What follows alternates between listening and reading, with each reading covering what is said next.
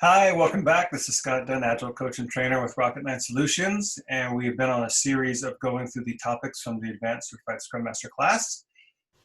Feel free to subscribe to continue getting those updates on that topic. So the series before was on questions from the Scrum Master, Product Owner, and Agile Leadership classes, so we can follow that as well. So today's topic comes from the area underneath I'm going through the learning objectives of the Advanced Certified ScrumMaster class. So this one's under the area of Lean, Agile, and Scrum, and the subtopic of empirical process control. And the question today is to debate at least 5 personality traits of an excellent Scrum Master. So nothing says empirical process control to me like personality traits. So we need to add that. So transparency, inspect, adapt, and personality traits. Now, I don't mean to dismiss personality traits. If anyone knows me, and some of you do, I think. So those who know me know I'm big on personality traits. I am a big fan of the Clifton Strengths Finder. I've done that hundreds of times with teams. I'm a big fan of Myers-Briggs. I'm an ENFP. Some of you know that from class. And I'm sorry about that. Our team had recently gone through the Enneagram. I've found a lot of value in the Enneagram, not just in terms of typing, but also I think the Enneagram kind of addresses where do you struggle? Like we all struggle. If some of you think you don't struggle, comment below, because we would love to work with you and coach you through that. So we all have our shortcomings. I think if you're aware of your blind spots, it's such a big help. And that goes to how do you hire and manage your teams and how to repair and all that kind of stuff. So don't mean to be down with personality traits. I just don't see how it fits in empirical process control. So, but let's talk about it. I have a few references, and here's what I would suggest. So if you were an Advanced Certified Scrum Master and you're being called on to debate this, then let's debate it. So comment below on whether you agree or disagree. And here's what I would just challenge you for anyone who's actually studied speech and debate. Debate, part of the practice of that is challenging you to argue both sides. Why do I say that? Well, one, how do you debate if you already agree? So you'd have to pick, if I say it's X, Y, and Z, you're like, I totally agree. So is that challenging your thought process? So you'd have to actually pick a stance. And when you're practicing debate, you have to argue both sides, even if you don't agree. But it's teaching you your thought process and being very thoughtful in the way that you think about these things. It's a lot of thought, thinking words, but really challenging your thought process, intellectual level to be able to see holistically both sides. Now, just a small comment, we should be seeing this in the world. And we should be able to argue both sides of things. I think commonly what we're seeing is simply a gravity towards one opinion or the other. And it's one that splits us. And you can't see the other side because you demonize the other side. And you don't even need to actually think, am I seeing it completely? Is there some gray area? Is there some fuzziness? Doggone it. We live and work in an area that's complex. And I think life is complex. And we're not just moist robots. We're all kind of funkiness is going on inside of us. So just keep that in mind. So this is just good for us as humans, as people. So let's debate these personality traits. I'm going to mention a few references, so you'll need to quickly Google these and pull these up. Or maybe we'll add them to the comments below, to the description below, and you can just kind of grab them and pull them up. So the first one is an article I wrote back in 2012. It's Who Should Be Scrum Master. If you just Google Who Should Be Scrum Master, I think it comes right up because it's old and people link to it or something like that. So that's on my old blog, scottdunn.blogspot.com. And I think it's like there's 12 years of posts there, 150 posts. So there's lots of good stuff there, but you can kind of read through who should be Scrum Master. My point, and this article is just looking through what's the role, right? Because I think commonly when people say who should be Scrum Master, they're looking and saying, should it be the project manager? Should it be the manager? Should it be an actual individual contributor on the team? And I kind of share my comments on those trade-offs and what to expect of that. So you can pick out some of those trade-offs and comment on it below. Also, because that's one of the most popular blog posts we've had on my old blog, we kind of revisited it on the Rocket9 Solutions. So if you go to, you can Google for implementing the Scrum Master, rocket9solutions.com, site rocket9solutions.com. You'll pull up implementing the Scrum Master. I'll put the link in below too. And looking at those aspects of roles. So when we're looking through that post, what I'm kind of looking at is I'm telling some stories about how things went sideways in those situations. And there's a story some of you might know from class about farting noises. So if that's of interest, you can look at that. But it really is the issue there is, again, it's a positional thing and watching for those putting someone as a Scrum Master because of their role, not their personality type. And then one other one I'd add is we do have a video based on this where I walk through some of those traits that we're looking for. So under the Rocket9 Rocket9 Solutions YouTube channel, you'll see a video called Who Should Be the Scrum Master. It's a short 2-minute video, kind of walks through those as well. And I know I have another one that's called Strengths of a Scrum Master, I believe. So let's go pull that up. Now let's just see if that does come up. So yeah, Rocket9 Solutions, top 10 traits of great Scrum Masters. So this is from 2015. And I click on that. Yeah, great. Continual learning plays into the top 10 traits of great Scrum Masters. So there's some traits there as well. If you're trying to learn, that's one we would pick out. I'm looking though, I also have one on, so that makes 4 you'd have to look for. And I type in my name on that, see what comes up. So maybe not. All right, well, that's what you get for doing this real time and just kind of talking through it. Oh, 2007. Maybe so. So take a look for me for strengths. I'm of limited help here, aren't I? So also we have a tag just around on the personality types as well. So if you go to the old blog, you can look through strengths. There's 26 posts under strengths. I think there's something, Career Kaizen, which is our 7-week series, I'm just trying to make you better, is one of those posts. Marcus Buckingham, if you're not familiar with strengths, there's a link to Marcus Buckingham on his strengths effort as well. Life mistakes. Does TV stunt your actual career growth? It looks like it does, by the way, from basically what I've seen. And my own personal growth in some areas is about speaking out. Yeah, lots on strengths.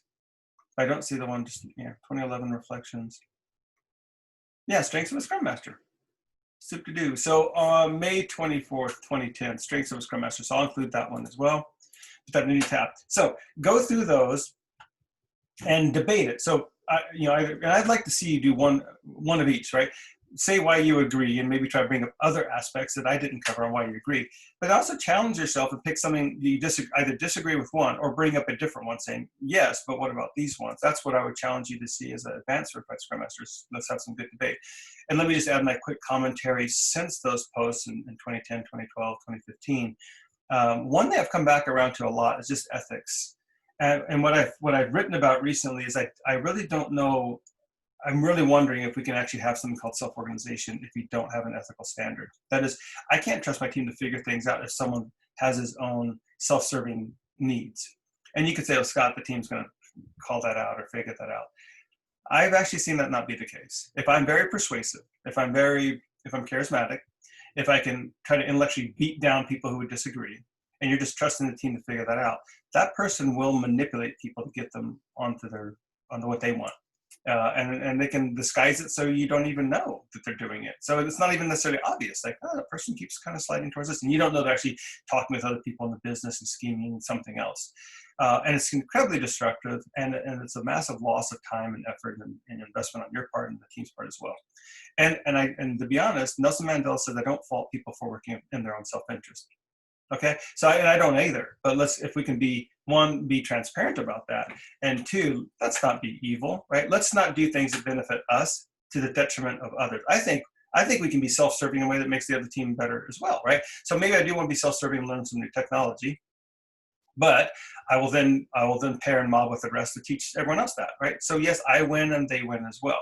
But if I simply get a bunch of new skills, let's say I go to some special training in AWS, knowing that I'm planning on taking another job, that's just wrong, right? You took the company's money, you left the team in a lurch.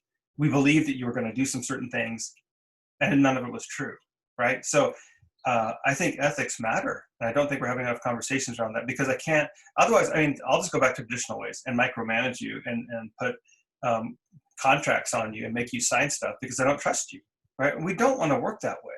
But the assumption is, because we're self-organized and it's individuals and interactions and it's the retrospective prime directive, we trust that everyone did their very best. It's just not true. It's just not true. We've seen, unfortunately, in our own Agile community numerous times that people have done things very self-serving. So I think ethics absolutely matter. I think somehow we bring that to the forefront. I think that is one of the topics of the next Scrum gathering. We have to have public discourse around ethics.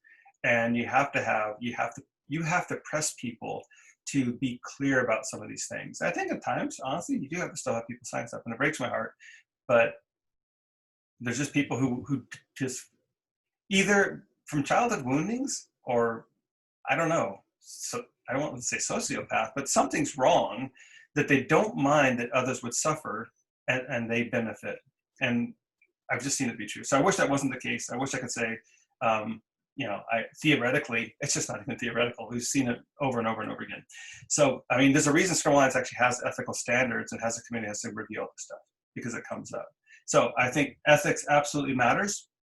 I would challenge the aspect of learning even more now than in the past, because the growth of what you should know, or at least have awareness of, is substantially higher than it was 5 years ago. And we're just kind of entering into a scaling framework 5 years ago. Now you've got lots of options. And I challenge it, depending on your culture, you should be aware of where is safe a good fit, where is less a good fit, where is Scrum at Scale a good fit, where is Nexus a good fit, what's the trade-offs? And you would intelligently be able to answer some of those, but that's a lot of work. If you just went to all those classes, you're looking at a couple of weeks of classes. So that's one thing, just where's your learning on that? And where's your learning, I think, also in terms of the role of management and that complexity, and each of those scaling things will speak to it at some level, but the Certified Agile Leadership course digs in deep to really say what those tools, and I think in terms of Agile adoption, what you're dealing with now that you weren't dealing with 5 and 10 years ago is the late adopters and just resistant to change. So your ability to help people go through change who really don't want to, or they're very established, or they're very successful. We talk about this in the class with the boss effect, big, old, successful, spread out. You need better tools. It's almost like these new advanced cars. You need better tools to work on than a 73 Ford pickup. So I think that that's part of it too. And I talk about tools that either help your company identify their goals culturally and move towards that, which is what we cover in the Agile Leadership Journeys, the ALJ Cal.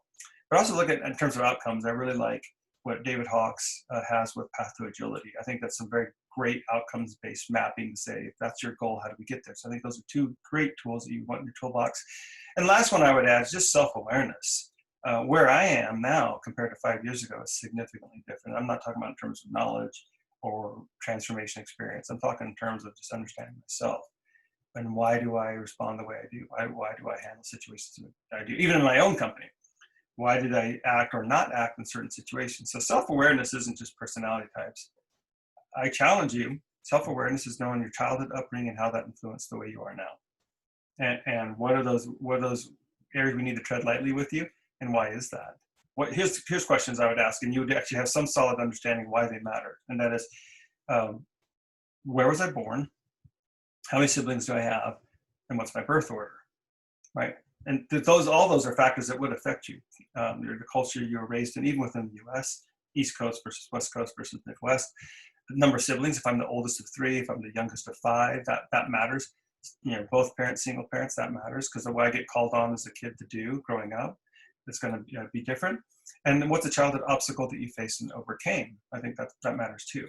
But I also look in terms of just what's your attachment style in relationships? How do you respond in relationships? Because you can see that in your personal relationships, and you can see that at home, and you can see that in your friendships as you're growing up. But that same way you relate, you bring that into how you relate with your team, how you relate to your peers at work, how you relate to your boss, which is a huge one. How do you see yourself? What is your affirmation that you're okay? Are you okay because you got this great job? Look at me. Are you okay with yourself because, hey, look, I'm speaking at a conference? Are you okay because you have 3 friends you could call at a drop of a hat? You're okay because you know who you are and you're comfortable. You're okay because you know where you want to be in life and you know where you're going to be in 5 years. You're okay because look how much money you're making, right? Look at the address of where you live and look at the car that you drive, right? So some of those things, the world would tell you, yes, that's true. Some of those things just don't. They won't matter as you're walking the rest of your way out through this world. When you're on your deathbed on your way out, it won't matter. And that's been true and been written about and statistically true. You'll find out what really matters. So I say rewind that and think about that now and bring that in now, because 1, you'll have clarity on your life. That's just good. And when you walk in the door a better person, you're able to better serve your team with that self-awareness. And all your relationships are better outside of work. And when all your relationships are better outside of work, again, what you bring into work is even better. So it's a virtuous cycle. I think we're so busy, we don't take time for that. So I know I'm going on a little bit about that, but I just think it's completely underestimated. It might be more of a Western thing, a US and American thing. We spend so much time about work and being smart and you know, driving and getting results and moving ahead and making things happen, and you know, that we forget about kind of almost like this whole web of who we are and the fabric of who we're working with on teams and friends and people that would make us better, right? We're kind of like the sum value of the 5 people closest to us. So just consider that. Hope this is some value to you. And again, make the comments below, debate it. I'd love to hear your thoughts and opinions. You're working essentially the Advanced Certified ScrumMaster content. So I hope this is some value to you, and we will see you hopefully soon on your Agile journey. Thanks.